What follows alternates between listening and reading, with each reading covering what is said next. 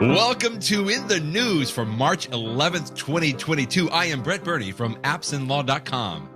I am Jeff Richardson from iPhone JD. And Brett, I am also exhausted. What a week. Oh my goodness. What a week. You have been prolific.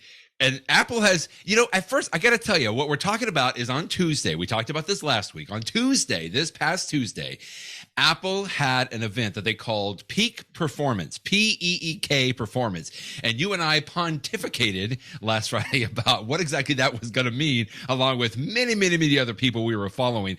And I got to tell you, listening to it this past Tuesday, Jeff, I was like, okay, it's all right. Nothing really, made me jump out of my seat and scream.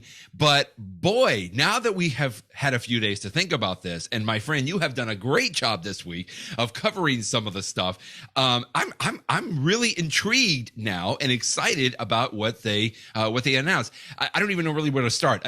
How about Macs? We don't do a lot of Macs on the show, Jeff. That makes sense. And let's talk about before we Macs. get into the substance. I know what you mean because we're spoiled, right? All of us remember many years ago when there was an Apple presentation and they came out with the iPhone, and which was I think one of the best presentations of all time. Yes. And so part of us still expects for every single presentation to have something that we've gotta wow me now. Revolutionary, exactly. So there was although there actually were quite a few surprises in this announcement this week. But from that high bar. But there was a lot of fun stuff, and I agree. The more you think about it, the more it is. So yes, Max, let's start there. Yeah, interesting. So, okay, both of us are Mac people, although I think I would say I'm duo Mac, right? Business world and personal world. You are MBPC-ness. You have Windows on your professional side, and you have Mac on your personal side. So I know that you are also interested in this, and we kind of we knew something was going to be announced on the Mac side. We just really didn't know what, but this probably was the biggest curveball of all, was a brand new Mac that they announced. Wasn't too surprising. It's called the Mac Studio. Yeah, it's a nice computer because it's not quite as powerful as the Mac Pro, which Apple confirmed that is still coming out. And a new Mac Pro is coming out this year. I presume it's going to be this summer when they have their developer conference, because the developers are the people that probably, exactly. It's one of the target audiences that really loves the highest end Mac Pro. But the Mac Studio, it's similar to a Mac Mini, although much taller, about 2.5 times. One of the podcasts I was listening to this week called it a Mac Mini with a top hat, and I'm like, okay, I can sort of see that.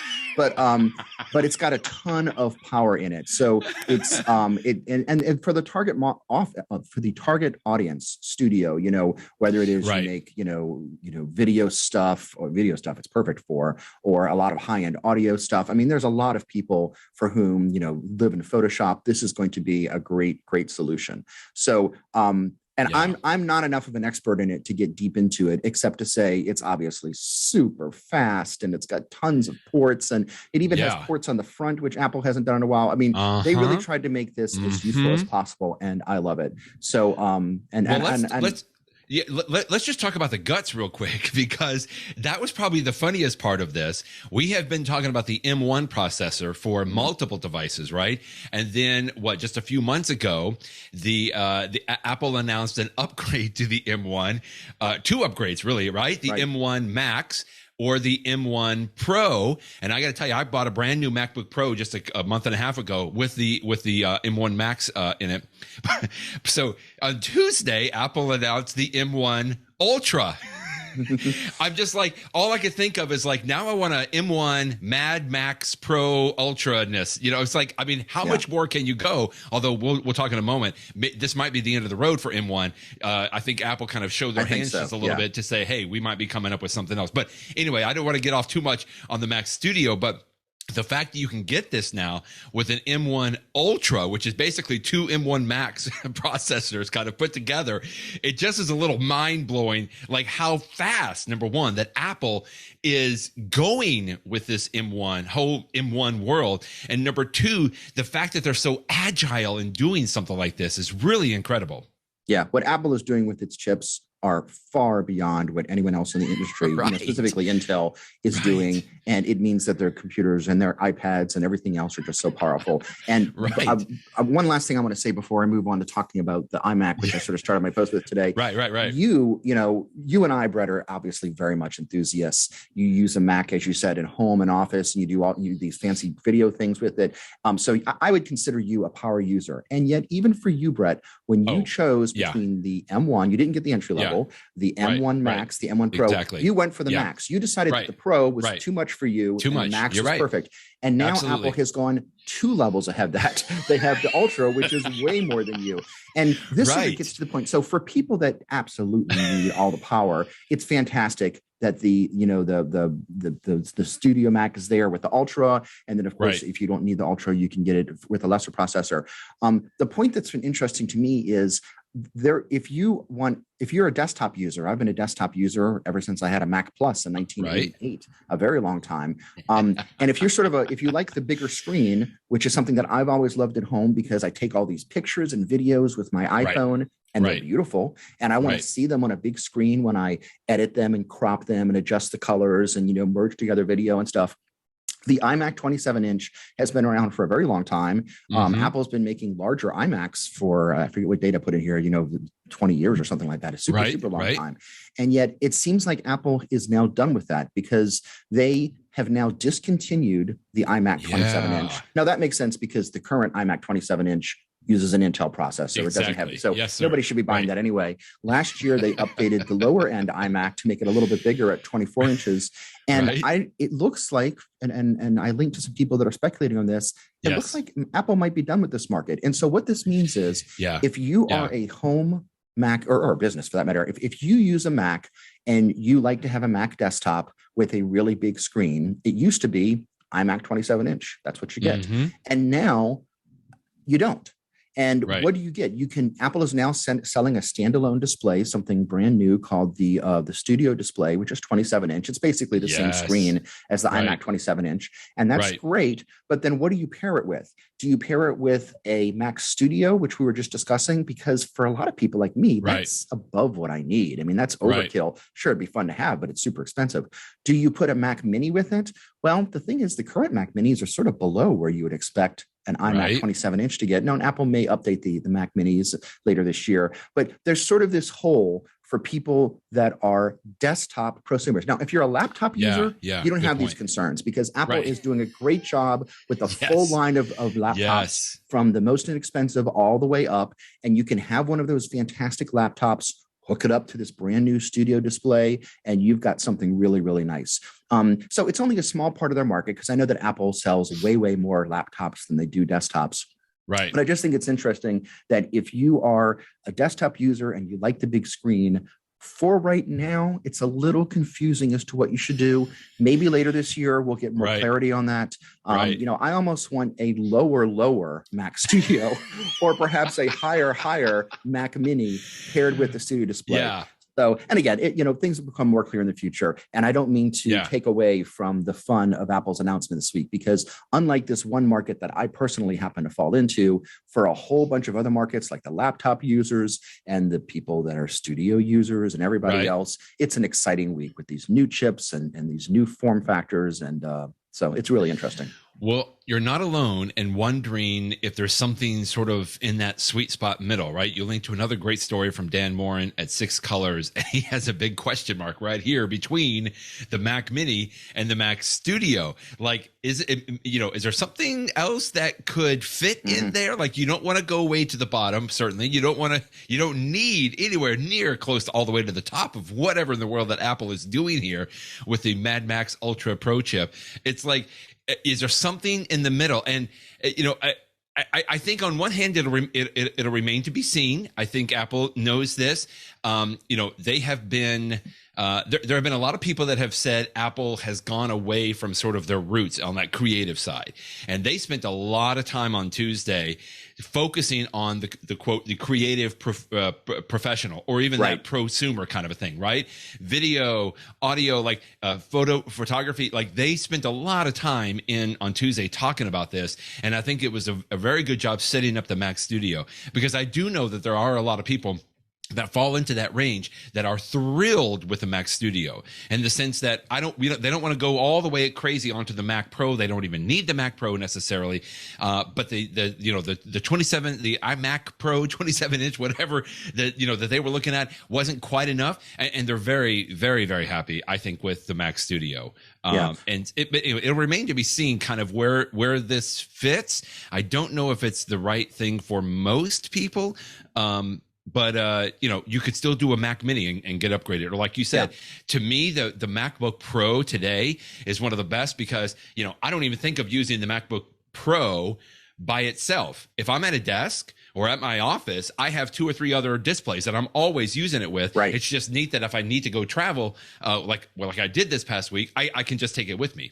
Mm-hmm. Yeah. So exciting times for Mac users, even if we have some questions. Yeah, that's really good. I like how you were saying, the 27 replace the 2017 27 iMac. This is Dan Moren again. He's at a loose ends right now. Progress is often difficult. Okay.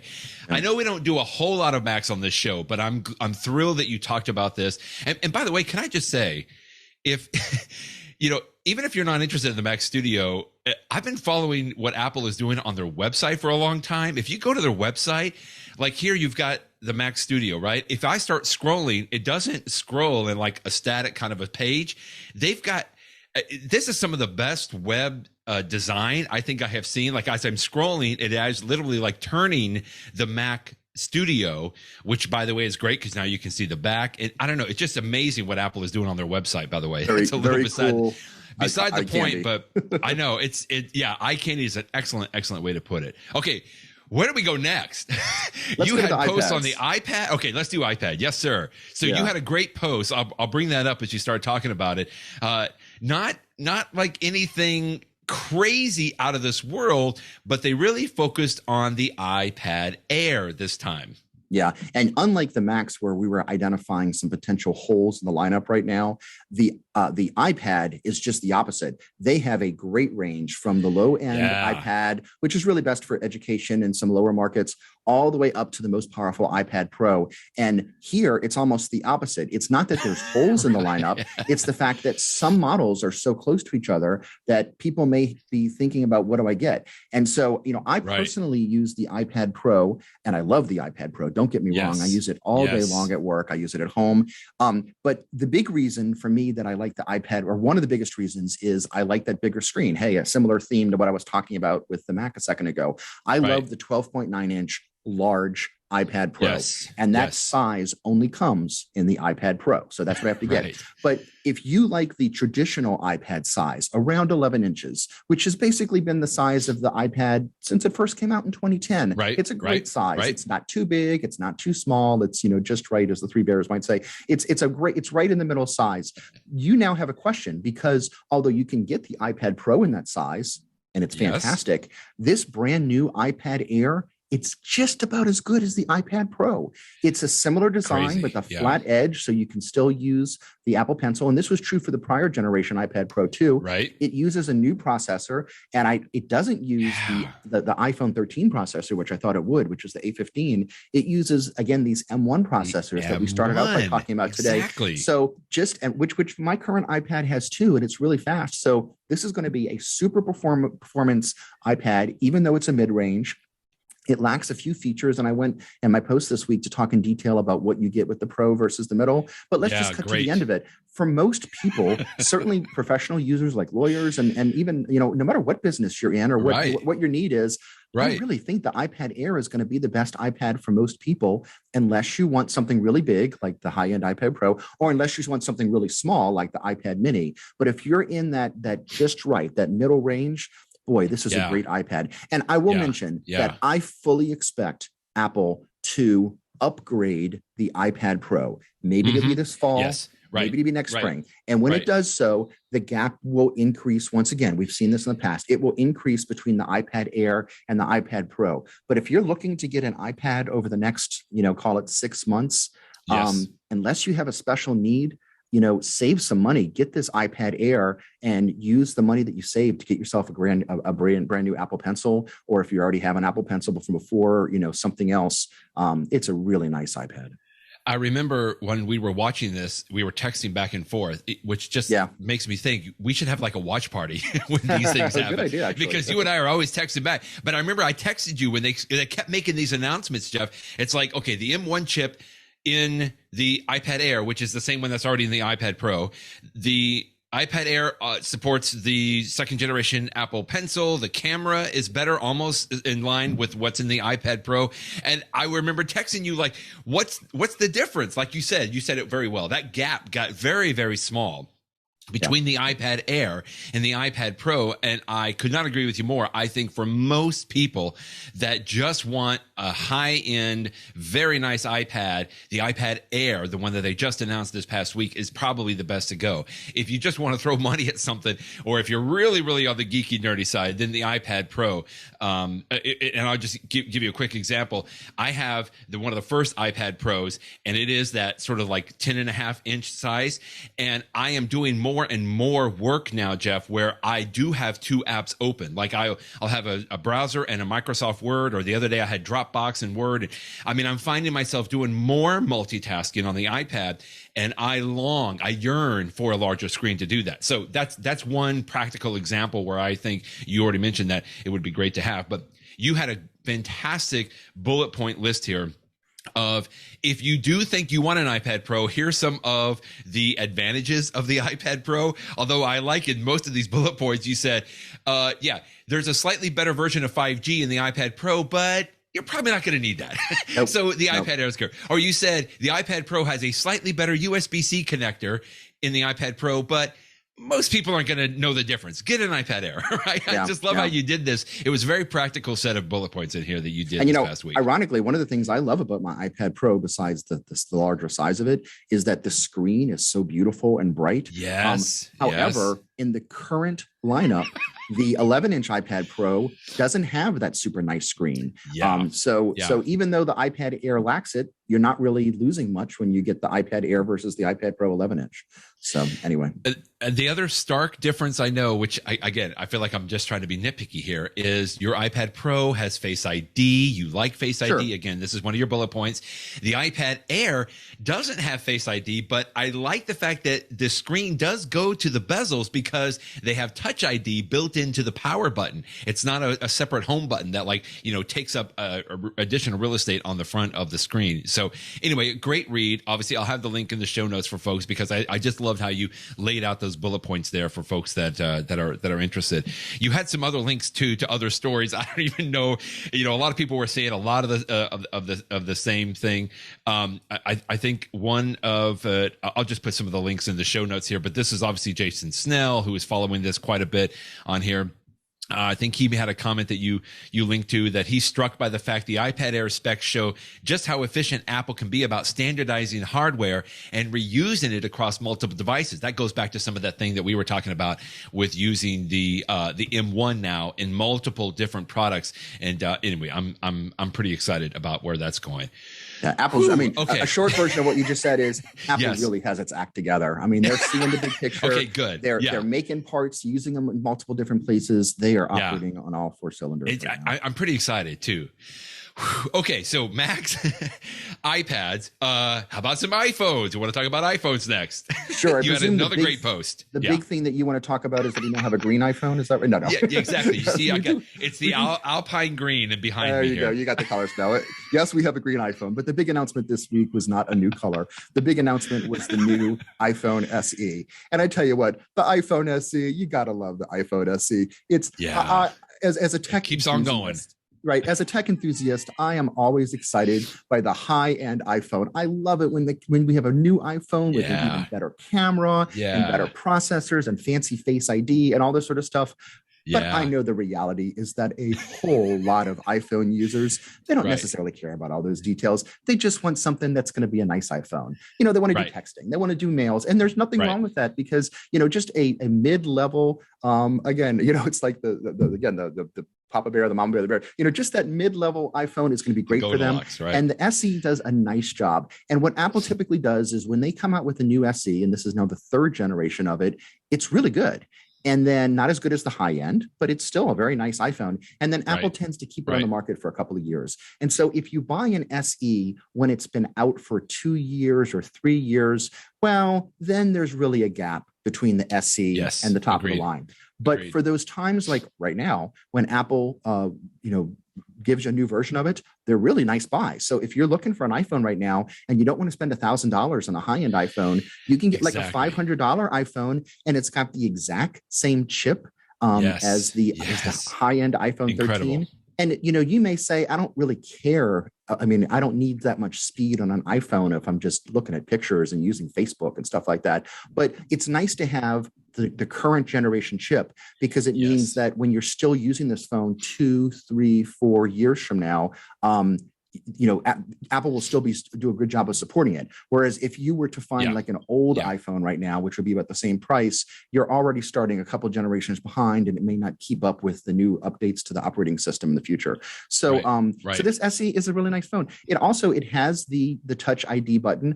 Look, I love Face ID. I prefer it. I want to have as much of my iPhone screen devoted to screen space as possible. But a lot of people like the Touch ID. My wife has been, she loves having a button on her phone. She likes having Touch ID. I mean, heck, during the pandemic when we were wearing masks, she in some ways had a better deal than I did, because she would unlock it even with the mask on. And Apple has updated the Face ID to account for that recently. But there's just, it's a classic design. It's an iconic design. It's a nice iPhone. It's not the highest end, but it does what you need. It looks good. And right now it's a perfect buy. I confess to the fact that I don't follow iPhone SE as much, because I think I'm with you. I like what's the most exciting, what's coming out, what's the most recent things. But you said it. Not everybody wants to spend not just $1,000, but sometimes $1,200 on a new iPhone like we do. Although I consider that part of my job, so that's how I justify it to myself. But something that strikes me, Jeff, similar to in between the lines of what you were saying there, is with my family, we're mostly all an Apple family. So first of all, I need all of them to have an iPhone, mostly because I want blue bubbles in my text messages. But everything else that we share is all through the iPhone. We're going to talk about Apple One subscription, but like iCloud backup. Right. We just did the Apple Arcade. Like, I want to do the Find My, like all the things. It's not just the fact that the iPhone is going to be supported, but I want all of the Apple services to also be supported and supported well. And I want all of my family to have access to that, so that I can control that through the Apple, if that sort of makes sense. Yeah. Now, I don't want to buy my kids a $1,200 iPhone, right? So having this iPhone SE, again, you've already kind of said it in a similar way, is a great way to ensure, and I'm sure this is Apple was thinking about this, is to ensure that we stay within the Apple ecosystem. Could I do all of that if one of us had an Android? Yes. I mean, we could make it happen. It's going to take a couple of extra hoops to jump through. And you and I both have a lot of friends that say, oh, you're just an Apple fanboy. And sometimes I'm guilty of that. But there's good reason for the things that I need us all to be on the Find My service. I want us all to be able to have access, to sharing, be able to Apple AirPlay, all that kind of stuff on there. Yeah, so again, here. My daughter's in 8th grade, and when she needed a new iPhone, or her first iPhone last year, we got her the SE. So that was the 2nd generation SE, not this new 3rd generation one, obviously. Right. And it's perfect for her. I mean, she does FaceTime. She does messages. I mean, she's doing pictures, and everything. If I swapped out her 2nd generation SE for this 3rd generation, I doubt she'd even notice the difference, frankly. But it does all that she needs. It's going to do everything she needs. And you know what? If she breaks it or drops it, we're out of something that cost $400 or $500, like you said, instead of something that cost $1,000. Right. So for so many folks, the SE is not, it's like, car manufacturers have the high end car that runs the races and everything else. But you know what? Most people just need a Honda Accord or a Toyota Corolla or something. You just need the point something A that does point the B. basics. Right. Exactly. Right. So. I think most important for my kids was Memoji. Like when I gave them the ability to do that, they were just happy. Again, on your post, I'll have it in the show notes. You did a great job of some bullet points of like comparing. You've done like the iPhone 13 compared to the iPhone SE, which again, That's the high end, especially the iPhone 13 Pro, a little more battery life, MagSafe accessories you can't get on the SE. But anyway, I'll link to it. Again, you did an excellent job of putting some of these bullet points. And there was a few other stories that you had linked to today as well, where people, one specifically, I remember you linked to, there was one story here, I'll bring it up here, where someone was comparing the iPhone 11, which is now 2 generations old, the iPhone 11 to the iPhone SE. I can't remember if you agreed with them totally on that, Jeff, or not. I think they came to the same conclusion I did, which is that because an iPhone 11 is 2 years older, it's going to be cheaper. So the price is going to be similar to an iPhone SE. Yeah. But and because it was at one time a high-end iPhone, you may say, well, it's still a good buy. But ultimately, I think, and I think this author came to the same conclusions, that you lose enough features by being 2 years old. I think, it's usually better to get the current technology if you can get it. Now, there may be some specific things, like if you really, really want Face ID, but you can't pay a lot of money, well, yeah, iPhone 11 versus the SE and iPhone 11 might make more sense. Makes sense. But overall, I think that the SE is a better buy for most folks that are just looking for lesser expensive and mid-range.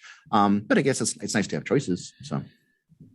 Okay, I'll link to this one too. This is from Harley Charlton on Mac Rumors, and that's good. And I like she has some bullet points, or he has some bullet points here that were good to compare on there. Okay, so we've got Macs, we did iPads, we did iPhones, but there was a few other interesting announcements that they didn't really spend a whole lot of time on. And I guess we could probably start with the Apple TV Plus, which at first, when they started off, this is how they actually started the announcement on Tuesday, right? And it was just like, it felt like just a commercial for all the things that Apple TV has. Of course, Ted Lasso. But although I don't want to gloss over the fact that Macbeth with Denzel Washington and the Coda movie, which I still have not seen, although you have highly recommended. Come on, Brett, you got to watch it. It's I know so this good. weekend might be it because it had like Academy Awards. I mean, anyway, it was excellent. So Apple TV Plus is continue. This is the service, not the product. The service, Apple TV Plus. But they had an announcement that Tim Cook threw out about baseball, of all things. Take me out to the ball game. Exactly. So I personally am not a huge baseball fan. We didn't have a baseball team in New Orleans when I was growing up, and we've just had some minor league teams on and off over the years. But baseball is a big deal, even if it's not as big as NFL football in the United States. And Apple now has baseball. And, live sports is one of those things that people love. Yeah. I mean, people will make decisions on what service they use for TV or anything else based upon the sports that are available on it. So I think it's great that Apple, who has so much money, is saying, let's get into this business. And what they're doing, the headline feature is Friday Night Baseball, that there's now these 2 games on Friday night that you can watch on Apple TV Plus. And that's great. But it's actually much, much more than that. They're going to have like a nightly show every weeknight that's sort of like, it's almost like a Sports Center-y type thing of, here's what's going on in baseball. They're going to have a channel that's just constantly showing old games and commentary and stuff. There is, if you're a baseball fan, there's a whole lot of baseball coming next month. And fortunately, the strike just ended, I think, yesterday as we're recording this. So baseball will be coming out next month. Good for Apple on that. So good time for Apple, exactly. So this is great. And again, I'm not a huge baseball fan. I might watch a game or two here or there. But what interests me is, we have these rumors that Apple is just as interested in NFL football, and they might try to take over the Sunday Ticket, which DirecTV has had for years and years. And everything that Apple just announced for baseball, if they can do something like that same sort of blueprint for football, that really would interest me. And that would bring a lot of people who may not even currently be spending it's only $5 a month right now for Apple TV Plus. If you get it standalone, a lot of people are going to come to Apple TV Plus for that. So Apple is starting with baseball. We'll see where they go from here. But this is a whole nother type of product for Apple, because it's just, Jason Snell explains it in this article that you're showing from 6 Colors. It's a different type of product. It's one thing just to have movies and TV shows that you stream, because people will watch them at different times. Some people might watch Ted Lasso right when it comes out. Some people may watch it the next week. Some people might wait till the end and binge, all the episodes at once. But when you have live sports, a ton of people are all watching it at the same time. So you really need to have a different type of infrastructure. Apple had to change what it's doing for Apple TV Plus to support this. And so hopefully they do a great job and there's no hiccups. I remember years ago when HBO first started streaming and the Game of Thrones was really big. I remember that like all these people that were watching streaming HBO were upset because the episode was like HBO couldn't keep up with the demand and it was pixelated. And it was one of these Game of Thrones scenes that was very dark. So if you have like everything's really dark at night and it's pixelated, you can't see what's going on. So hopefully Apple has learned from those lessons of the past and will do a great job with this. I think for my family, it's at least 8 years ago, maybe 10 years ago, that we did the cable cutting thing. We got rid of cable altogether. We just didn't care about the channels that we had. It was so expensive. You know, we've kept the cable company for the internet access. But every time we've told somebody about that, Jeff, there's two things that people say. How do you get live news? And how do you get live sports? And kind of like you, we're not huge in watching. I follow sports, but I don't like have to watch the game, right? The football or baseball game, it's not something like I follow it on, you know, online or see the score, that kind of a thing. So that wasn't a big deal.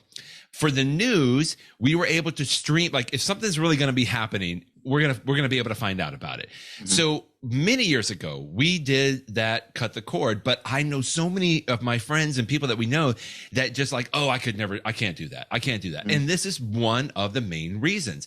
Now, since then, there's been a lot of other services, you know, both, you know, the NFL and MLB and a lot of these others have their own individual services.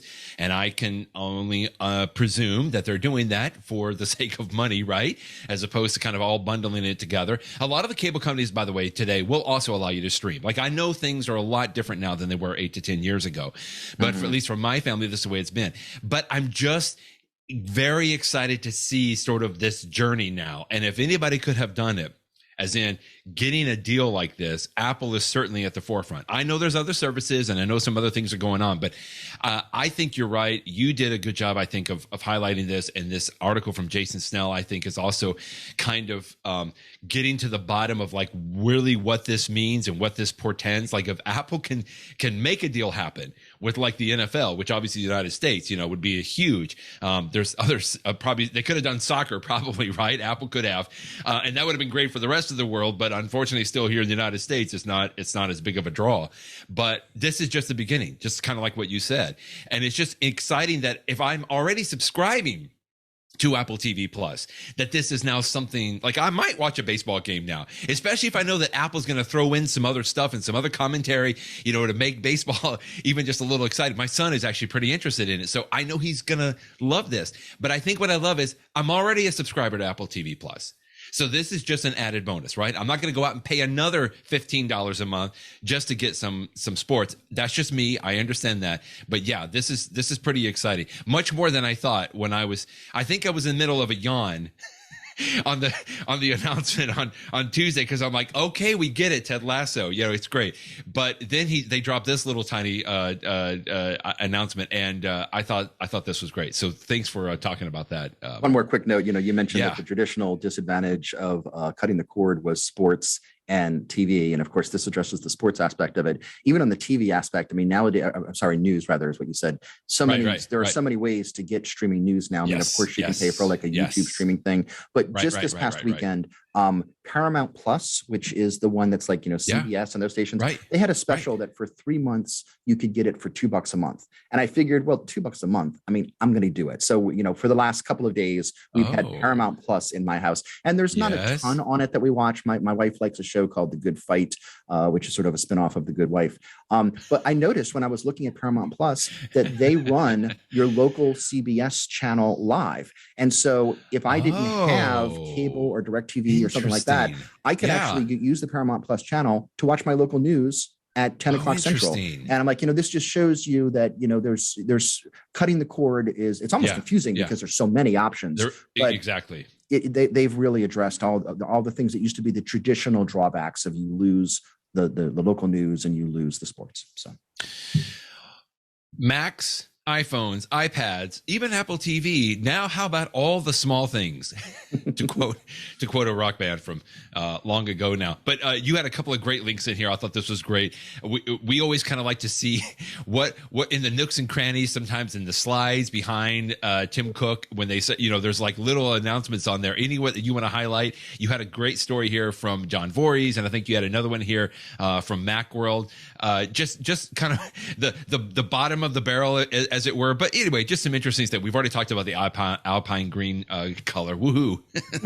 New watch bands, new That's cases. right. Yeah. They like to come out with new colors, for the season and stuff like that. There's it's worth, we can't take the time to go through all these, but suffice it to say that it was not just the flagship announcements. There was lots of little bitty interesting announcements too. There they are. I love that. They didn't even mention the new colored watch bands, and I love it. The spring, I love it. It's like lime green, lemon zest. Tim Cook was wearing a lemon zest band. So he was wearing, and I think you and I maybe talked to this. He was wearing the yellow band and the blue shirt that was, I think it was pretty obvious it was the Ukraine colors. He didn't say anything about the conflict over there, but I think that was his sort of subtle nod to we stand with Ukraine. So and I think we talked about that last Friday too, not to get into the politics side of it, but we know these are virtual events. Apple records them surely several days, maybe a couple of weeks in advance, to edit and everything like that. And we were all kind of wondering, because Apple has been in the headlines recently about not selling into Russia, right? They stopped anyway, like many other companies these days. And it was just kind of interesting. And other people picked up on that, obviously, whether it was intentional or not. It looked pretty good for Apple. Oh my goodness. Okay. Anything else? I mean, goodness, I think we've covered. Again, I cannot believe we were able to get this much out of this announcement. I didn't think, we all kind of knew it wasn't going to be that earth shattering, but Apple, whether they pointed to a few things, I'll just tell you quickly. One of the other things a lot of people, hit upon is at the very end of that announcement about Mac Studio and using that M1 Ultra. It's something that I don't think Apple has done before. It was John Turnus, I believe, one of the executives in charge of the hardware. It just made a comment, Jeff. It's like, and we're not done yet. We'll be talking about the Mac Pro soon, or something to that effect, right? Yeah. Like Apple doesn't normally throw something that interesting into their presentation, and people, that was it. And then it's like they flip back to Tim Cook or something, right, real quick. But I just thought that was really interesting. That okay, you got something more up your sleeve, and you're already cocky enough, Apple, that you're just gonna just kind of drop the mic right there and walk off. I thought that was interesting. Yeah, they never pre-announce products, and yet when you say never, sometimes there's an exception. So now we all knew a new Mac Pro was coming, of course, but now it's confirmed. To the extent that we needed further confirmation. Okay, we got to be done, right? I'm sure. Thanks for staying with us, everyone. And as we talked about this. Okay, well, two other things quickly we'll cover, and then a couple of tips. Finally, 15.4 finally. We've been talking about it finally. My goodness. Now it comes out next week. So that's fantastic. It comes out next week. This is a great story quickly from Filipe Espósito and 9 to 5 Mac talking about it. Man, I don't even know if we need to talk more about it, right? Let's wait till next week, because then it's going to be out and we can talk about it next Friday. Yeah. One other story. Because you had pretty much everything was focused on the announcement. But one other story I love that you put in here is something that, my goodness, aren't we all thinking about gas and the price of gas these days? And I'm afraid it's not even done yet. But such is the world as it is today. But I know an app that has been around for a long time. In fact, Jeff, you and I have recommended this app several times when you and I have been on a stage before doing some presentations.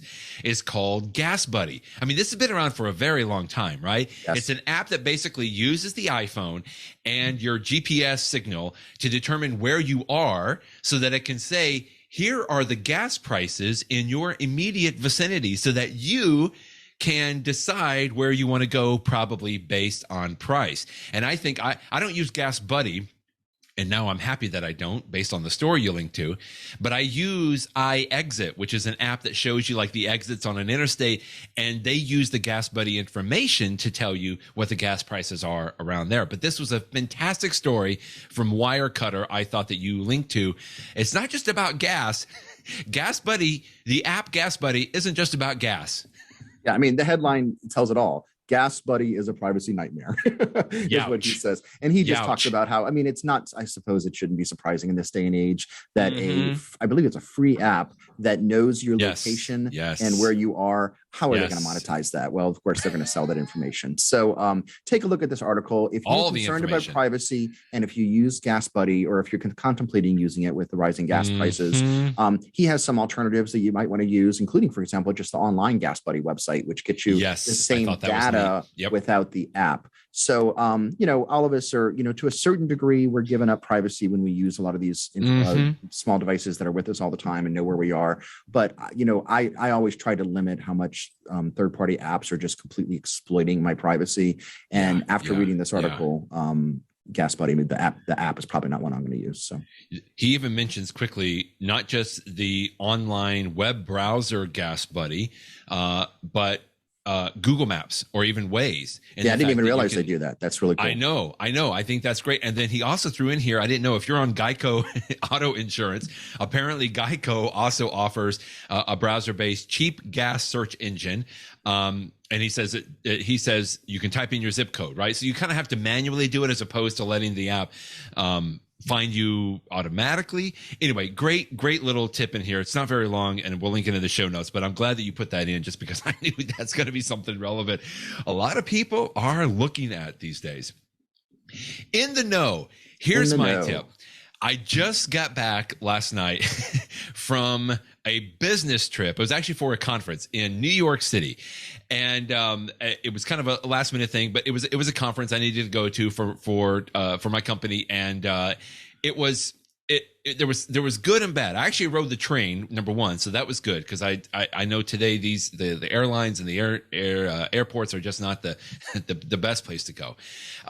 But once I was in New York City, one of the things that I wanted to do was take advantage of the newest service that my family and I have done. We've talked about the Apple One subscription before. So you talked about Apple TV Plus, which is $5 a month. We've talked about iCloud Plus, which is something that last year Apple announced, if you get 5 gigabytes free on your iCloud account, but you can pay for 2 gigabytes or 200 gigabytes or a couple of terabytes. So that's a separate price. You could pay separately for Apple News Plus. You could pay separately for Apple Arcade. You could pay separately for Apple Fitness Plus. There's a lot of services that Apple has been coming out. We've been talking about them for a long time. But if you don't want to do individual subscriptions, there is the Apple One subscription. Here, I'll bring up their main page. Now, I haven't done this for my family for quite a while, just because I wanted to kind of see how it was going to mature a little bit. But I did this past week, Jeff, and there's no looking back on that. Oh, I didn't even mention Apple Music on this. We actually had separate subscriptions for iCloud Plus. I had my own subscription for iCloud Plus for 200 gigabytes, and I had the 2 kids on it. But my wife, a while back, we got her a separate iCloud Plus subscription because she kept filling everything up with photos. So we were paying 2 iCloud Plus subscriptions, right? Then I was paying $5 a month for Apple TV Plus. And I thought I had it for free for so long, right? When you bought an Apple TV, they gave it to you for 12 months and they extended it for several months. And I'm like, I didn't even think about it. And then I just started having to pay for it. But at that point, we were hooked, Jeff. Like, we couldn't get rid of Apple TV Plus. My wife started liking Ted Lasso. Some of the stuff coming out of it was just so good. But we never had access to the Apple News Plus or Apple Fitness. So I'm like, we're going to try this. And we love it. We actually went all the way up to the Premier service, which is $30 a month. Now, I'm paying more than I was paying before, but not much more. In other words, I was paying for Apple TV and 2 iCloud Plus subscriptions and a few other things. And I was nervous, like, okay, how are they going to meld it all together? But it was seamless, Jeff. I remember I even texted you because you and I and many other people that have been around the Apple ecosystem for a while have a separate account for iTunes subscriptions and iTunes Music and an iCloud account. So I'm like, okay, how are they gonna synchronize this? It was great. It was amazing. Everything flipped over. I even got my rebates back, a few cents because I was paying for things. So one of the things that I did quickly in New York, and this is now finally getting to my tip, is in Apple Fitness Plus, we've talked about time to walk. which is basically having a superstar or a movie actor that, or many other people. There's some great folks on there, some thought leaders that will talk to you as you walk around your neighborhood or so, but they have time to run as well. And I saw this come out, and they have one in Central Park, and I'm thinking, well, I'm going to be a few blocks from Central Park. I'm going to try it. Now, at first, I was confused because I thought I had to be in Central Park to actually run on the time to run with Central Park, but that is not the case. Similar to the time to walk, you can be anywhere. But here's what was great about it. As you do the time to run, it works on your Apple Watch. You don't even have to have your iPhone with you, but I did. I carried it with me. But as you run along inside Central Park, it was Coach Emily. She will tell you what you're passing. Like there's the boathouse, and then there was the Jackie Kennedy Pond, and then there was like Shepherd's Field. I mean, there's different landmarks that she talks to you about as you run this loop. And I ended up running the whole thing, even though I was there. So it was sort of enhanced for me, because as you ran past these landmarks, a picture would pop up on your Apple Watch that as she would talk about this. And I was a few minutes behind or ahead of where she was talking about, but I had seen that. So it was kind of enhanced. The point is that I thought I was so confused. I thought I had to be in Central Park to do this, but I didn't. But because it was even a little bit better. And I just thoroughly enjoyed it. Fitness Plus is great. Yeah, I guess it's one thing to say, it's great if you could run with friends, but, I was there on a business trip. So it was great to have someone kind of talk me through it and explain different things about, the landmarks that I was passing. But then when she talks about the song coming on, she stops talking. So it's just the song. So she'll tell you to push a little bit more, you slow down. Anyway, I thoroughly enjoyed it. I hate that it took me and my family this long to subscribe to Apple One, but there's no going back. I think my wife is downstairs doing a dance on Apple Fitness Plus right now. Yeah. And we love Apple Music. So anyway, that's my tip. Even if you don't want to run, the time to walk is really fantastic too. I know, Jeff, you've talked about that several times before, but I'll even tell you on the Apple Arcade, we weren't even so much into the gaming, but we had a fantastic time playing. I think it was Crossy Road Castle or something. You've talked about the song pop party before, I remember. And we're very excited. Like it's something else fun to do other than just sitting there, watching a show, even though that's good too, but being able to interact. And we were just having a barrel of fun playing it all together as a family. So Apple One subscription, and specifically the Apple Fitness Plus with time to walk and time to run. Yeah, I'm going to pick up on this recommendation for my tip of the day, and it's going to also be part of Apple One too. And let me begin by saying, as you alluded to, Apple One Premier is $30 a month, and you said that's a little bit more than you have been paying for individual services. But for some folks, it's going to be less because, like, for example, if you pay for music for your family, that's $15 right there. If you pay for Apple TV Plus, that's $5. Now you're up to $20. And if you pay for the big 2 terabyte, which is what you get for iCloud with the Apple One Premier, that's going to be another $10. So you're already at $30. So at the exact same price that you were paying for music, TV Plus, and iCloud, that's the cost of Premiere. And then for no extra money, you get fitness, you get arcade, and you get News Plus. And so I think it's a really good deal. And so the specific tip that I'm going to have today is News Plus. I would have never paid for Apple News Plus on its own because I have lots of other sources of news. I already pay for like the New York Times, the Washington Post, and my local newspaper and stuff like that. But I will tell you, since I've had it for free, quote unquote, as sort of part of the bundle with Apple One Premiere, I actually really like News Plus. It's nice. There are hundreds of magazines that you can read, and I don't read them every month, but much like, you may find yourselves in the dentist office that you might browse through an issue of a magazine. I use it the same way. If I have some downtime, maybe I'll look at, Vanity Fair or Hollywood Reporter or just something sort of interesting that I would never subscribe to. And I probably wouldn't even buy an issue, but it's fun just to sort of go through it and read the articles. There's interesting things in there. They have the Apple News widget that I have, which is actually free. You don't have to pay for News Plus for that, but it's a nice part of it. There's a lot of newspapers in there. So, I mean, a perfect example is I don't subscribe to the Wall Street Journal. I did a long time ago, but it's pretty expensive. But whenever someone sends me a link to a Wall Street Journal article, I open it in my web browser on Safari, like on my iPad, and then I hit the share button and I share it from my web browser to News Plus. And when you share it to News Plus, neat. because Wall Street Journal is included, I can read the article in News Plus. So I'm using it all the time.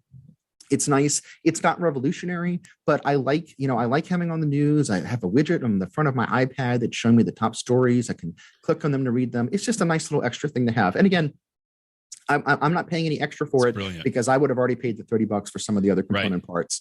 So I'm a big fan of the Apple One Premier bundle. I think it's a bargain. I think you get great stuff. And, perhaps Apple will even add more to it over time. But what they have right now is very compelling. Just the magazines alone, Jeff. Can I just say we've been living through this, how our magazine is going to transition to the digital world, and there's been different apps and stuff, which mostly just take the 8.5 by 11 size, right, and kind of make it interactive, so you can click on a link. But the way Apple News Plus does magazines is you can flip to pages, but then when there's an article, you scroll up and down. Right, as opposed to just always to the side, or like if you says continued on page 53, it's just the formatting on the magazines in News Plus is great. And by the way, I guess we'll just say the Premier isn't the only option. There's an individual option on Apple One subscription for $15, and there's a family option for $20, but the family option does not include News Plus or Fitness Plus. And that's one of the reasons, like, it really kicked me up. Plus iCloud Plus is more. So you could do the family if you wanted to. And by the way, I think all of these, you can do it for a month for free. In fact, I think I even got a month for free on any services that you're not already subscribing to, and they'll reimburse you. Anyway, it might be worth just trying for a couple of months and see if it's something that your family likes. But that's a fantastic tip, Jeff, on the Apple News and with Wall Street Journal. That's great. Whoo! Okay, all things Apple today. What a week, huh? I tell you, man. What are we going to do next week? Well, hopefully you'll tune in and find out. Thanks for being with me, Jeff. We'll talk with everyone next week. Thanks, Brett. Bye-bye, everybody.